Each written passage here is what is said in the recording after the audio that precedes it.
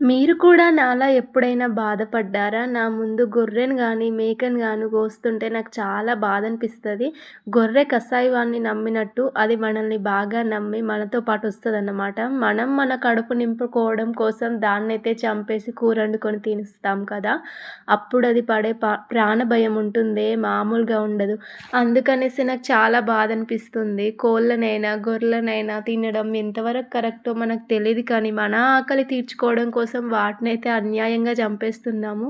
ఇంకేం చేద్దాం, అది సృష్టి ధర్మము. ఒకరి కడుపు నింపుకోవాలంటే మరొక దాన్ని చంపక తప్పదు. కానీ నేనైతే ఒకటి ఫిక్స్ అయ్యాను, నాన్ వెజ్ మానేద్దాం అనేసి. అందుకే ప్యూర్ వెజ్ అయిపోదాం అనుకుంటున్నాను. కానీ చికెన్ వండగానే ఆ వాసనకే మళ్ళీ టెంప్ట్ అయిపోతానబ్బా!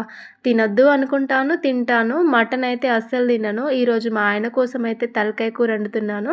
ఒకసారైతే మీరు కూడా ఇట్లా ట్రై చేయండి. చాలా అంటే చాలా బావుంటది. ఇదైతే నేను హోలీ రోజు తీశాను వీడియో. ఇంకెప్పుడు పోస్ట్ చేస్తానో తెలీదు. కానీ వీలైనంత వరకైతే చాలామంది నాన్ వెజ్ మానేయడానికి ప్రయత్నించండబ్బా! ఒక ప్రాణాన్ని చంపడం కరెక్ట్ కాదు కదా! మాకు చెప్పడం కాదు, ముందు నువ్వు మానేయి తల్లి అనుకుంటారో ఏమో! ట్రై చేద్దాం. ఒకరోజు గట్టిగా అనుకుంటే అయిపోద్ది.